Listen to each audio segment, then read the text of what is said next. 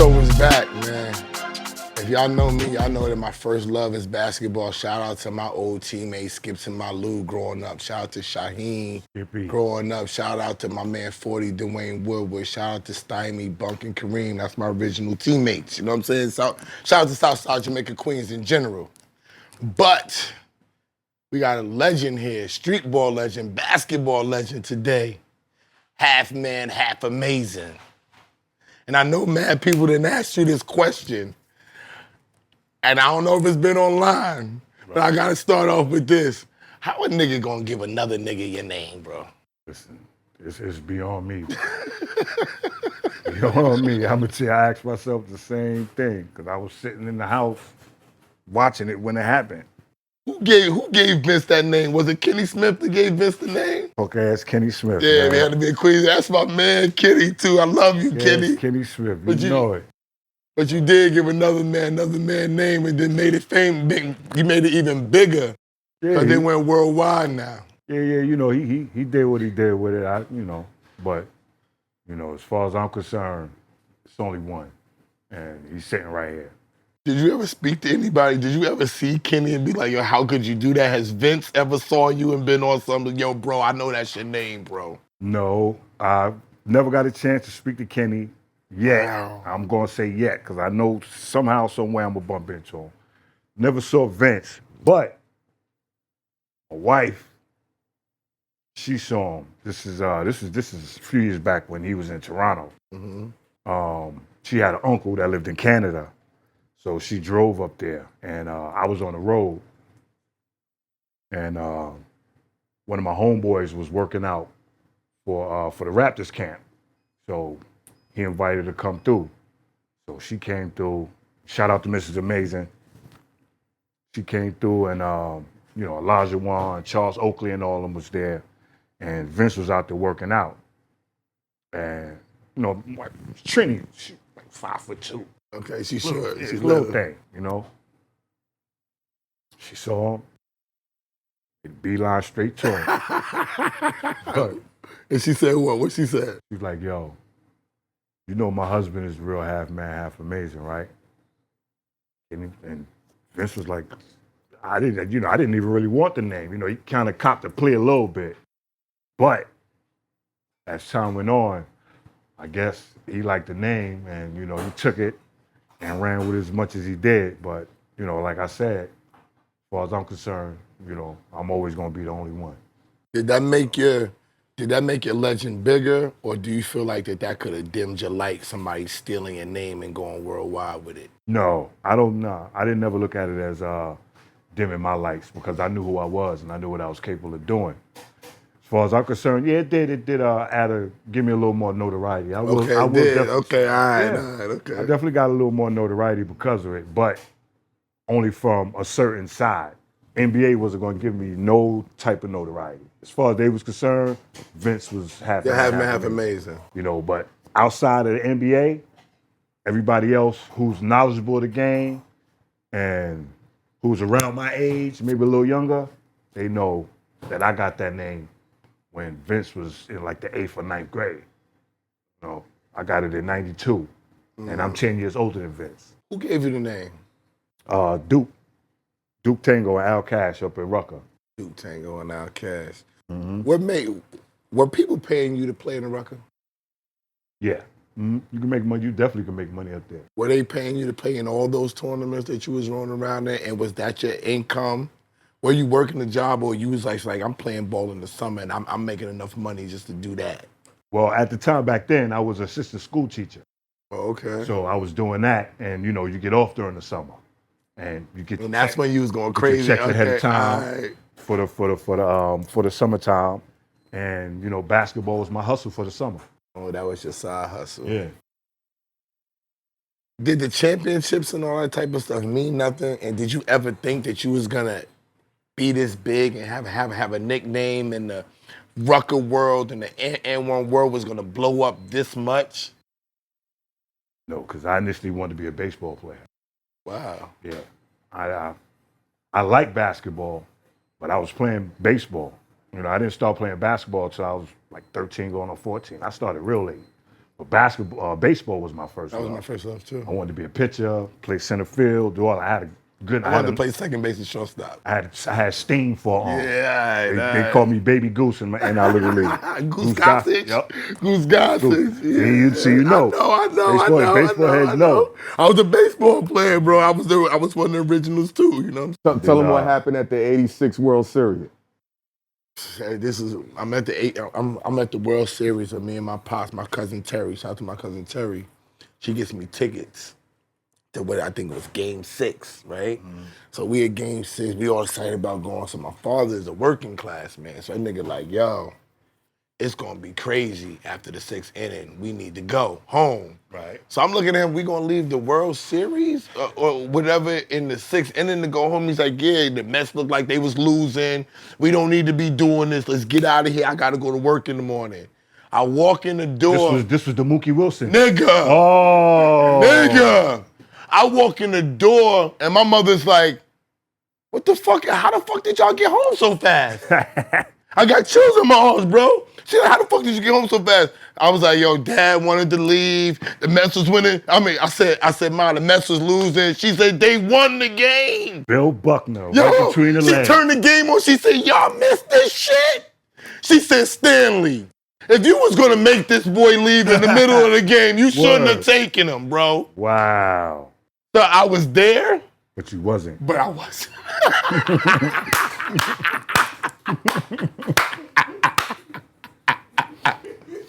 When the N1 tape started going around, when the Rucker blew up, did you ever change your mind and think like, yo, I'm better than some of these niggas that's playing pro ball? If I wasn't a teacher and I could work on my game, they couldn't fuck with me?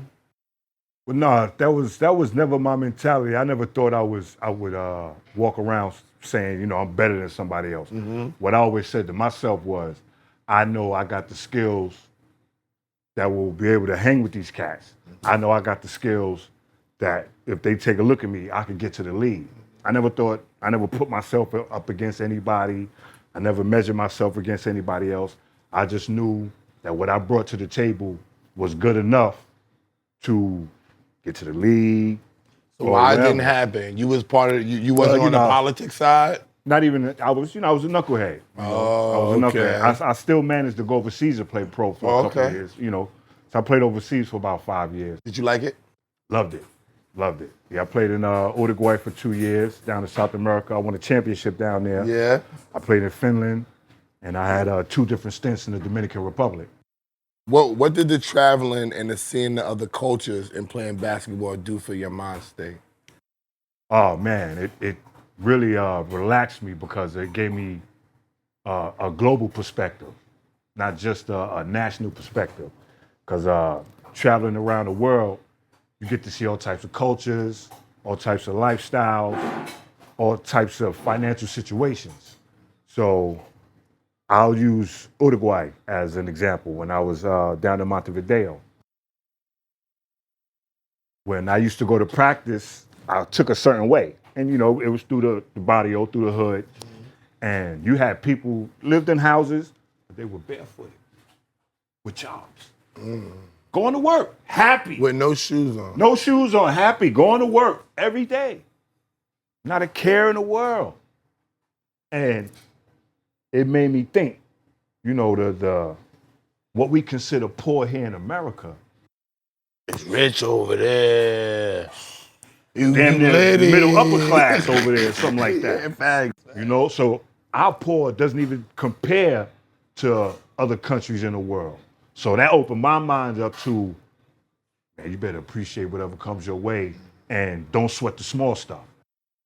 When did you stop playing in the Rucker? When did you retire from hooping? Well, I haven't. I'm still playing. You still playing high octane competitive? Yeah, I'm still playing 50 and over tournaments, some 45 and over tournaments. So you still out there killing? Mm-hmm. Still you working. Just love out the there. game, then. I love the game. That's how you stay in shape. My legs still feel pretty good. Do you coach? I did some training during COVID, and I coached maybe about 7, 8 years ago. I coached one team during the summer, and that's the one team I coached. I won the championship. But after that, you know, I help people here and there, but I never really. You don't like coaching? No, I do. But I've been asked to help people coach, but a lot of people never really follow through. And with me, a lot of times I'm not really stationary enough to start my own thing. Got you. You know, now, you know, with time coming up, getting a little older, I'll have more time to focus on stuff like that. But before, I wasn't able to do it. Wasn't thinking about that type of thing. What you think about the state of the game right now? It's changed. I feel like it's more of a rucker environment in the NBA. It is. It is because they need more entertainment. Mm-hmm. A lot of people with high basketball IQ would look at it and be like, oh, you know, it's just the same old stuff. And they were always criticizing what people like myself did in street ball or basketball, however you want to name it. Always criticizing, oh, that's not real basketball, and it's not this, it's not fundamentally sound. But a lot of these guys that I played with during the summer, overseas in winter leagues, went to college. A lot of these guys played professional basketball overseas. So they're all fundamentally sound. The flair is the entertainment aspect. That's what the fans want to see. And that's what the NBA didn't understand for a long time. I remember when Rayford put the ball behind the nigga head, they benched him. Although it worked, they benched him, put the shit behind it. I think he's playing with the Magic. Don't do that. League wasn't having it. They was not having it. It was so natural to him. It was just regular shit like, I'm going to do this, I'm going to kick the pass. Yeah, I'm going to kick the pass. You know, and they was like, boop, sit down, bro. And it's not like it was illegal. No, it wasn't. He didn't wrap it around his head and start dribbling again. But you know what's crazy? If they do that now, it's accepted. That's a great pass. That's creative. Yo, he's bringing flair to the game and all the other type of shit. They had to switch over because the next generation was the majority of what we were doing. Y'all fucked the game up. Y'all had niggas in London. Y'all had niggas in London trying to do what Dribble Machine doing. You know? Doing what you doing, dunking, flying through the air. You know, posing on niggas. Like, and they tried to suppress that for as long as they could. But when 1,000 people love it, can't fight it. You gotta let it go. When it's selling out the park. And then they realized the revenue behind it. Then and one made it a business. The mixtape, listen, the sneaker, the clothes. When we first came out with the N1 products and everything, well, they still are. Nike was the monster. You know, they weren't even thinking about N1 or summer basketball or street ball. They wasn't even thinking about it until we started gaining on it. As much as you could gain on it. Yeah, but you're selling out gyms across the country, around the world. They gotta take notice. They heard our footsteps. Then that's when they came out with their street ball commercial with Future and Tricks and all of that. I remember that, yeah, they're throwing the pass and all that. Because they had no choice but to get on board. Yeah. And when they did that, being that Nike was the monster, and we just up-and-coming shoe company, we can't fight that. How genius was the name N1? Because in New York, see, ball players in New York, all we ever said, we ain't calling foul, everything was N1! N1. And the funny thing was, like you said, that name, it went over a lot of people's head. Mm-hmm. That's a New York thing, I felt. Back then, that was a New York thing. Mm-hmm. People ask you, what does N1 mean? It was like, yo, you know, when you go to hoop, you get foul N1. They was like, oh, yeah. You know, they finally go, oh, yeah, right, N1, right. Simple. It was but it went over a lot of people's head. They didn't understand it, and that's why they didn't latch on to it. Mm-hmm. It's kind of what they did with the Big Three. They overlooked the Big Three.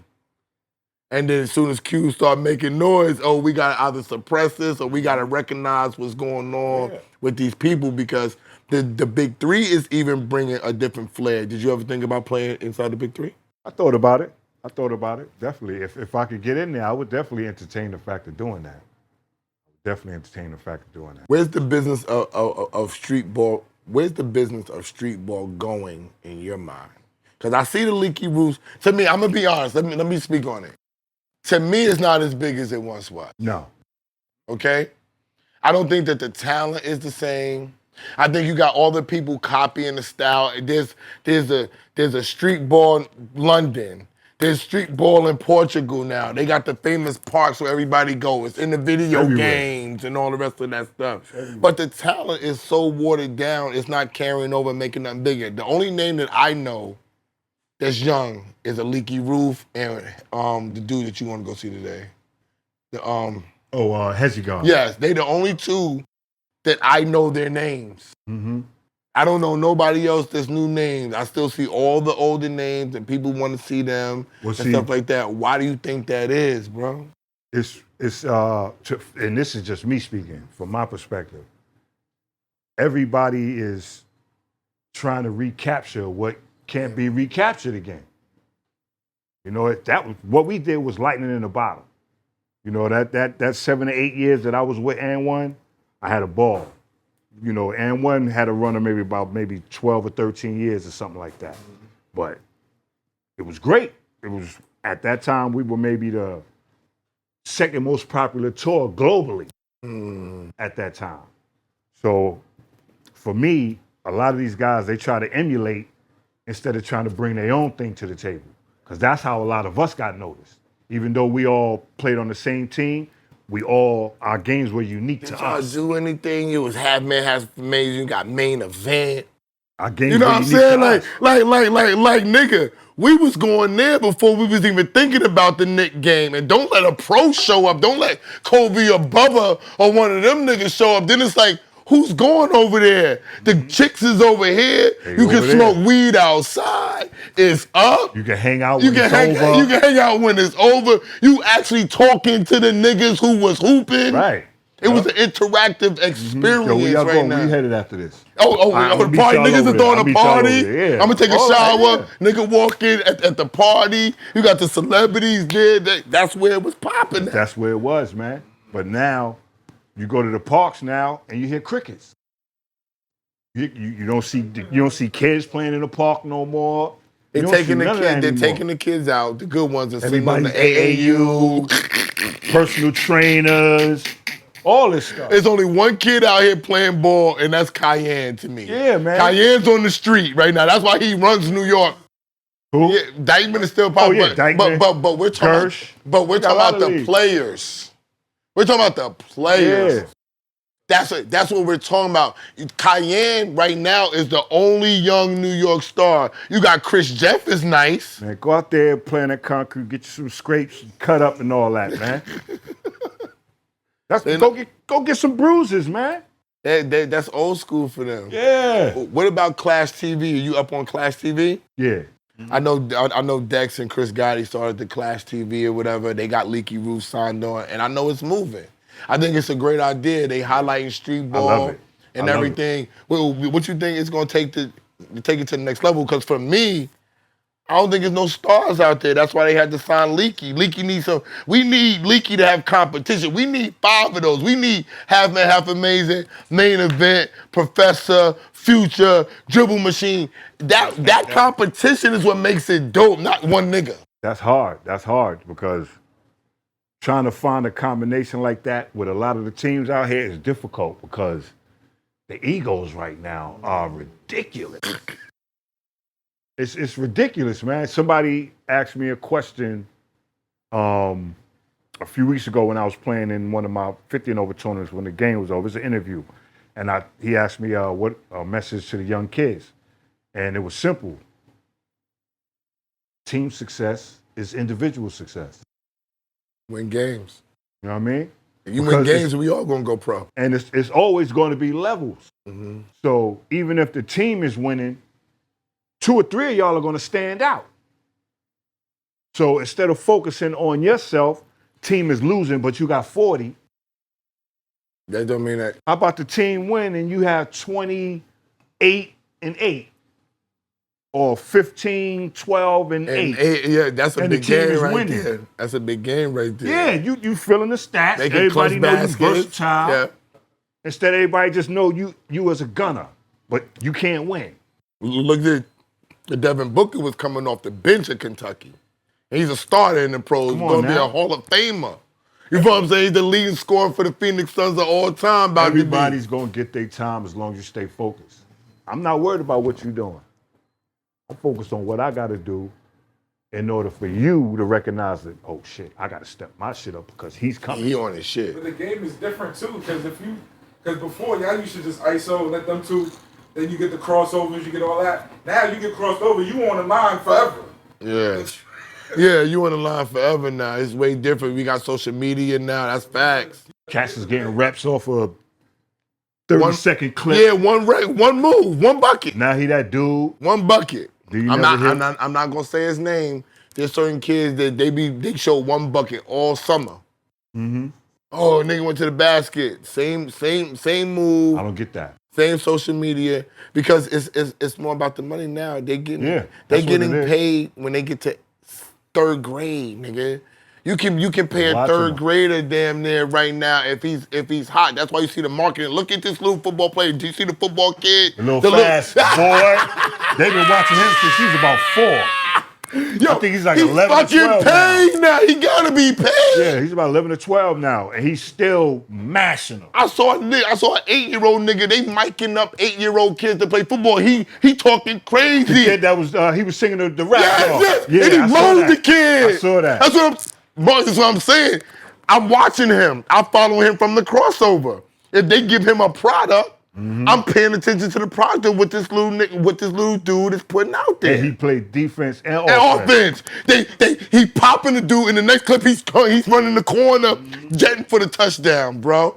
Doing all this, singing the song. Yeah, singing the He's song. named after a rapper. Yeah, I can't remember his name. And the nigga told his homeboy, his little 8-year homeboy, yo, I'm mic'd up tonight, bro. Yeah. It's up, bro. I said, what the fuck? He said, I'm mic'd up tonight. Yo, it's up, bro. He had to be like 8, 9 yes, years old. he's 8, 9 years old, son. He's viral. I got him till I followed him. Because for him to be mic'd up and to talk to his little 8-year-old man, yo, I'm mic'd up today, bro. It's up, bro. And his man is like, word. We killing today. Yep. That's different, bro. You know what I'm saying? So I feel like that the sport, what they're doing, some of the stuff that they're doing in the sport with the personal trainer, to me, is good. But I think they're taking it too far. Oh, definitely. I think you have to, because if we gonna keep it real, young niggas always have personal trainers because you went to school, you practiced, and then you had somebody that believed in you in the hood. In Southside Jamaica, Queens, we had Benny and Roy Wilkins. We had Gary Clifton, Faraz. If they saw potential in you, come out to the park, come to Roy Wilkins' gym. I'm here at 8 in the morning. Damn, Benny, 8 in the morning on a Saturday? If you really want it, you're going to be there. Yo, Benny, but the ground is slippery and everything. Yo, wipe your sneakers off. Let's get to it, bro. Yeah, for me, it was my old heads off of N.A. Rock in Bed-Stuy. Keith Washington in Brooklyn, changed my game. It's right across the street from the baseball field we played at. We played in Tonkers Park. Park was 256 across the street, elementary school I went to. Me and my cousin walking down the street. We had shot up a little bit. We had a huge growth spurt. Okay.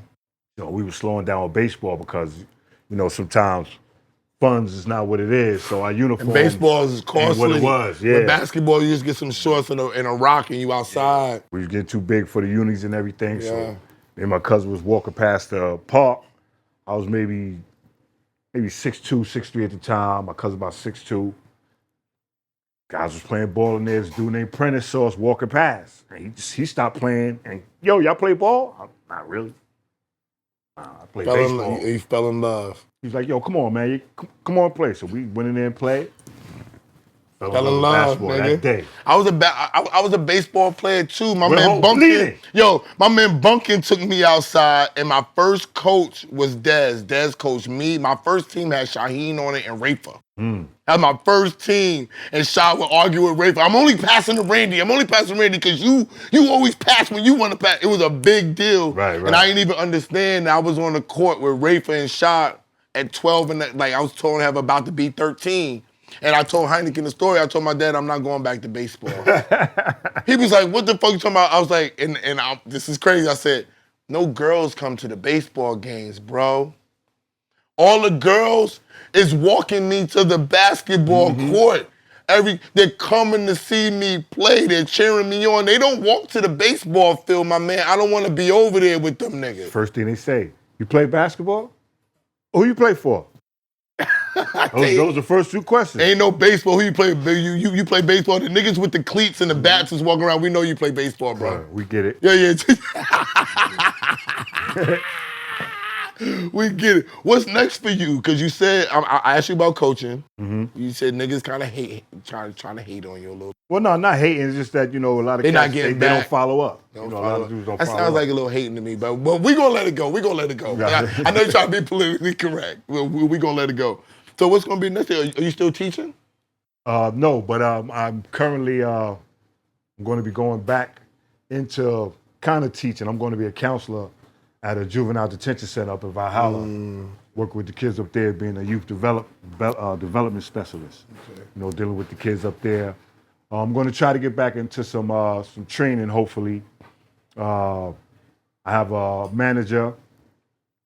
She's trying to get me into voiceovers now and things of that nature. It's hard. I've been trying to do this shit for 3 years. It's real hard, man. Yo, that's like a cult over there, bro. Yeah. They making it real. You got to know somebody. They making it real hard over there and do the voiceovers, bro. But maybe you start with doing the voiceovers for Clash TV or some of the streetball shit. Well, I actually have 2 commercials where I did voiceover. Okay. I just gotta get them out there. That's it. And other than that, just enjoy my grandkids, live life, and just stay out the way, man. Your top 5 favorite basketball players? Number 1, it's always going to be the Magic Man. Oh, that's my favorite too. It's Magic. I respect Jordan, but Magic's my favorite. They be trying to front on Magic nowadays, bro. Bro, he's the reason why I started watching basketball. Me too, but bro, they got stuff, and I don't mean to cut you off. They got stuff online now to be showing bad passes by Magic Johnson. I swear to God, bro. You can do that for anybody. Bro, but I'm just telling you, they trying to actually circulate this narrative like Magic played when like Magic wasn't that god. I got a clip that I got off of the gram on my phone right now. 6'9" point guard. The 6'9" point guard was different. I'll be like, yo, who could really play center and power with forward? Bad knees. Yo, who could really play center and power forward, run the rock, not get the rock stolen at all, with a high dribble, stupid, and will rap stupid high dribble like this, like what, nigga? What? And he gonna shake you. Yo, he gonna look this way, and whoever over there get hit in the face with the rock. So it's Magic, Kareem. Nobody never says Kareem, but you got to go Lou Alcindor. Kareem. Hakeem Olajuwon. That's my favorite center. Best footwork. No, that's not my favorite center. My favorite center is Shaq. Ak is after that. Who's your next one? Best footwork in the history of basketball. Hakeem Olajuwon. And Embiid is close, but it's Ak. You think Embiid footwork is that tight? Yeah. Word. We got what? You think his footwork is that tight to compare him to Ak? Watch Embiid's footwork, man. Now, we going to Philly game this year. We going to Philly game. No, I know he nice. Yo, Joel Embiid, I always gave him props. Joel Embiid nasty. But when you talk, I've never heard nobody reference his footwork in comparison to Ak before. I'm telling you, man. He got it. You're going to make me watch him more He's now. not too far behind. Okay. After that, Dominique Wilkins. Oh, because you a high flyer. Yeah, you a high flyer. Gotta put him in there. Hey, you a high flyer. Oscar Robertson. Oh, Big O. I think Big O don't get enough credit because the young kids not researching them. Yeah, they don't. Because Big O was always top 5. Big O was the best point. If you put Magic, you had to put Big O right next to him. It's no way around the triple-double king, nigga. Triple-double king. Last, Shaq. Yeah, I love Shaq. Shaq's my favorite ball player ever. I got it. Go ahead. During street ball, it was about dunking and tricks, right? We never seen somebody shoot from long range. Not to say dudes couldn't shoot, but who could have been the Steph Curry of street ball? Ooh. Because now everybody's shooting from long range, even DJ Clue. If I had to sit down and there was one cat, and this is my guy. When he got hot, he felt he could pretty much shoot from anywhere, and that was Prime Objective.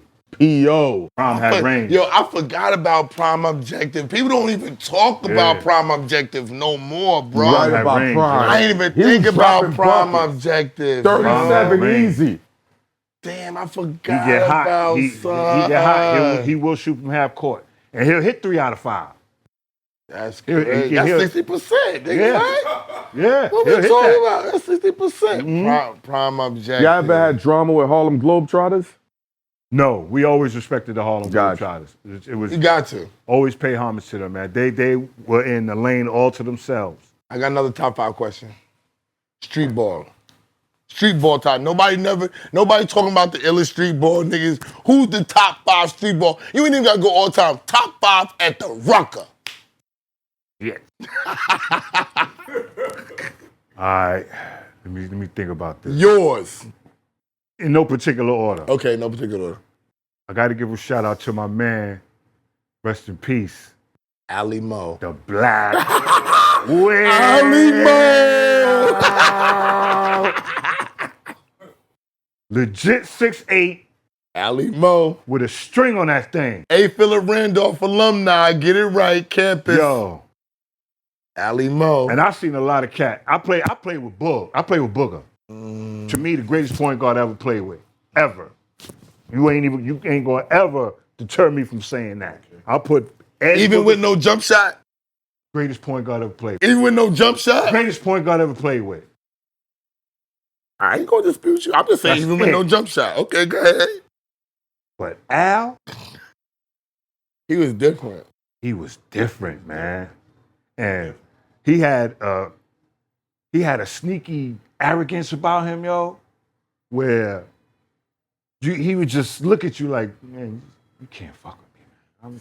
It's gonna be a long day for you, bro. But it was in a fun mode. But you could tell he knew whoever was gonna hold him, Is it gonna be a long day to gonna be a long day.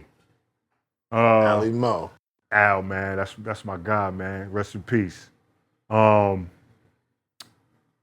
Another one, rest in peace. McNasty. Oh, Conrad Conrad McRae. McRae. I was gonna ask you about McNasty too. Mhm. I think McNasty was fucking one of the biggest street balls because of how Yeah. he did it. Yeah. Going when he went to Brooklyn Tech, Pure savage. then he went yo. to fucking Syracuse, He was a and then when he hit this circuit, it was like savagery.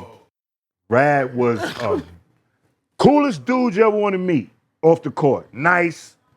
No, none of that rah-rah shit. But on the court, my goodness. Conrad McRae. I watched cats rip this guy's shirt. That was legendary. And He take him to the rack. Come on. He take him to the this rack. ride. He take him to the rack along with for this him. ride. Yeah, that was legendary. Okay. Damn, I'm gonna have to go with Did it. you put Boogie in there? Was Boogie in there or no? Boogie's not in the. Nah, because okay. Boogs didn't really Boogie, play a okay, lot of it at Rucker, alright, cool. so I can't cool. really put him Okay, up. so we got Mo, we got McNasty. I gotta go with another RIP. Ooh. Franchise. Damn, I forgot. John Strickland. Yo, franchise. Franchise was Damn, different, franchise was different, son. Like, man. Yeah. I forgot about. Oh, yo, this crazy. I forgot about franchise. And the difference between him and Ali Mo in terms of the arrogance, you saw it in Strick. Okay. Strick let you know it ain't a thing you gonna be able to do Strick to stop told me nigga, today. finish your breakfast, nigga. Finish your breakfast, Finish your baby. breakfast, nigga. Strick came in the park. A man Strick told Who him to won it? finish your Anybody? breakfast. Anybody want it? Oh, okay, all right. So I guess I'm just gonna bust your ass. That's how Strick was. That's number 3.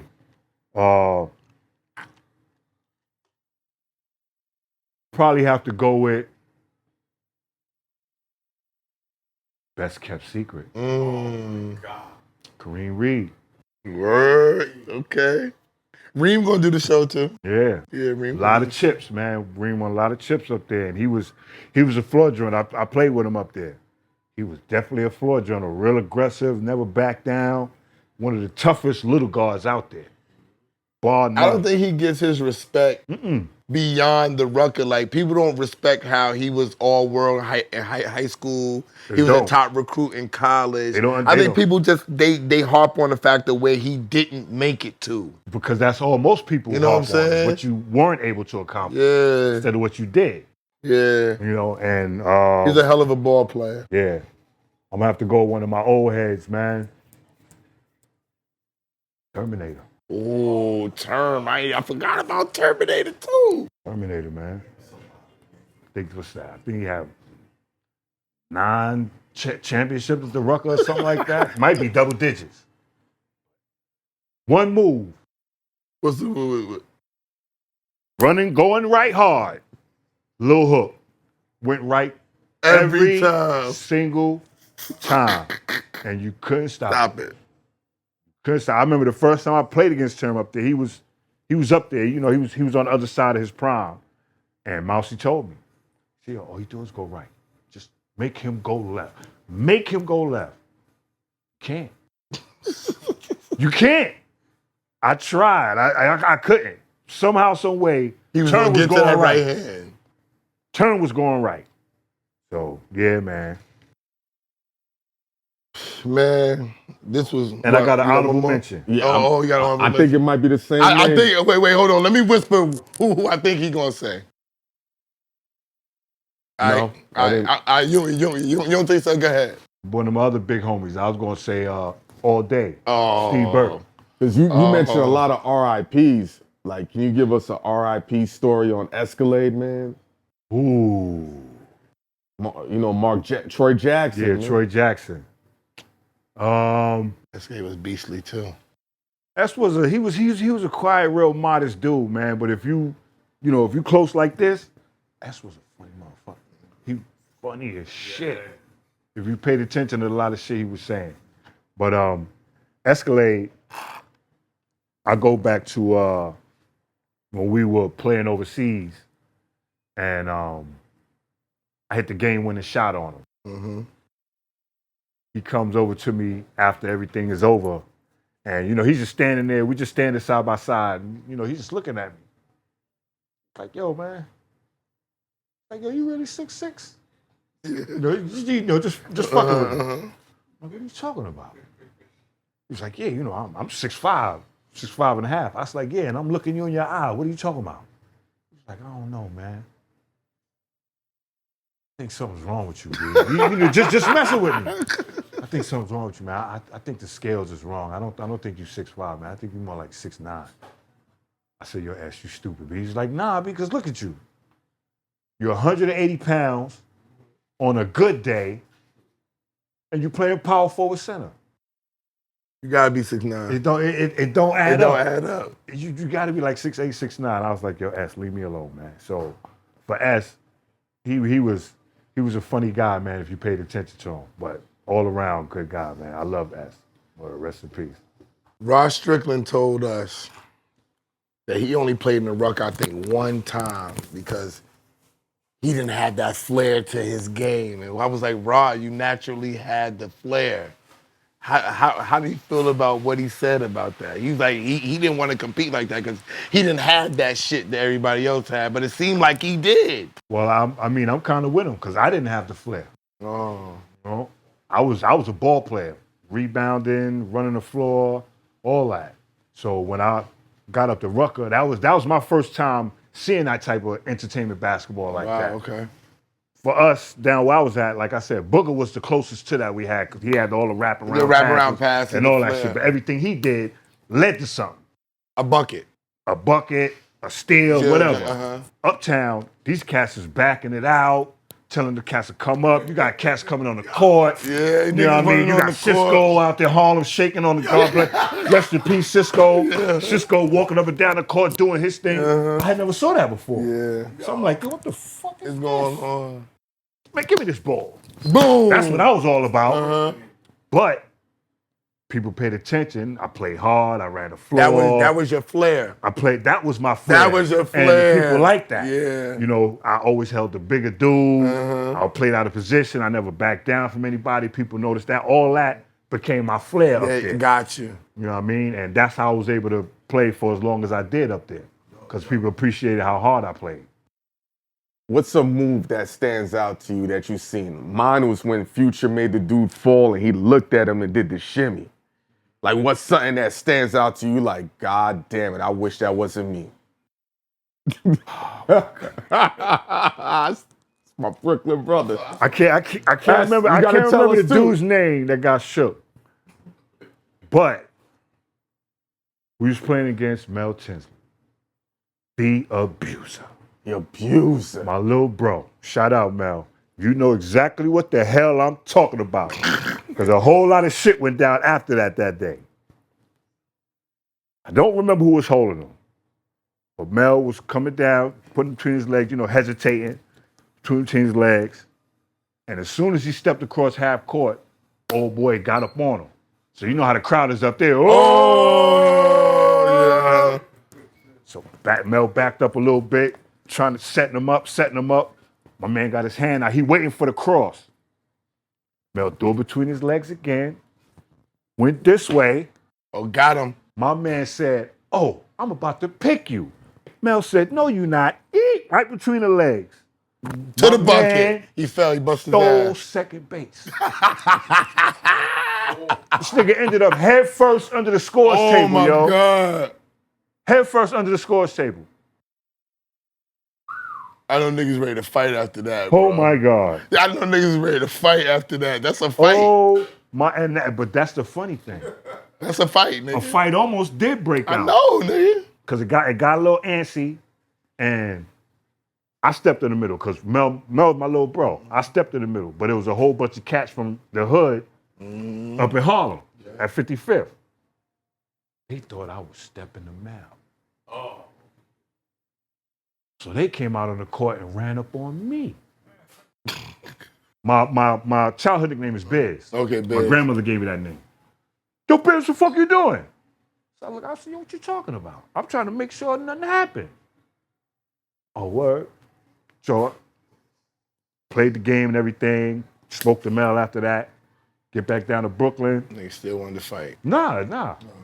Go in the house. I put my bags down because they was right around the corner, right on Gates Avenue.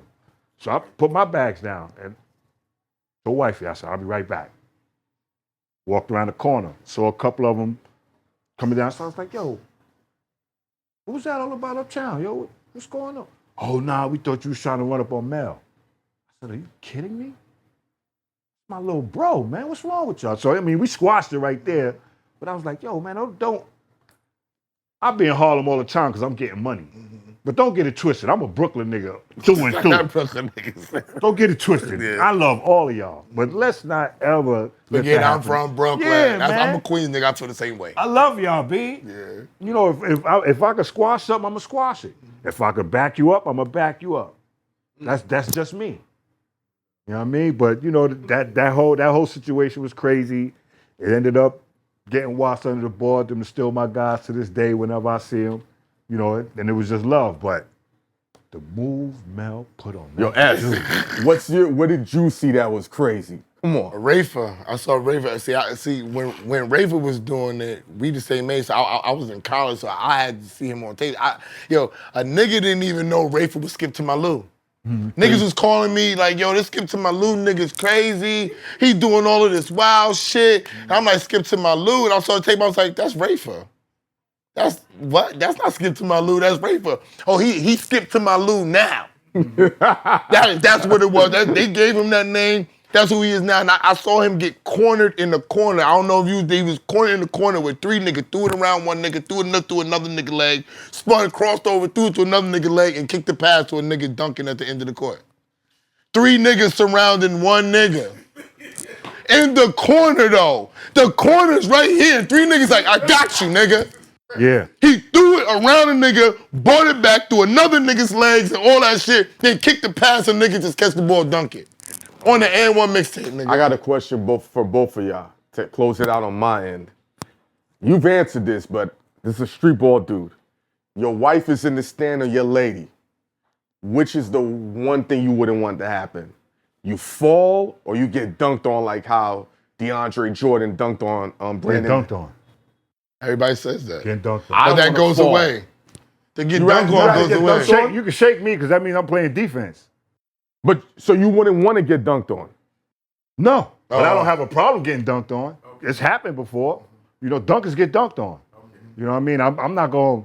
I play defense. Yeah. So you're going to get dunked on. So if I feel I could block your shot, I'm going to try. Because me, I don't want to fall. Nah. And luckily, I never have. Luckily, I never have. You know what I mean? I stumbled a couple of times, but I've never fallen. That falling You know what I shit is mean? trash. Because your wife's gonna leave you. Yeah, fuck that. Fuck that. My wife was at Rucker all the time. And anytime I did something wrong on the court, she let me know. That's the type of wife I had. That's you know why what I she's mean? Miss Amazing. That's why they called her Mrs. Amazing. She didn't sit. You She didn't looking sit in the crazy, bench. nigga. You She sat on the looking bench. crazy. My wife sat on the bench. What you doing, bro? You not playing hard You know what enough, I mean? bro.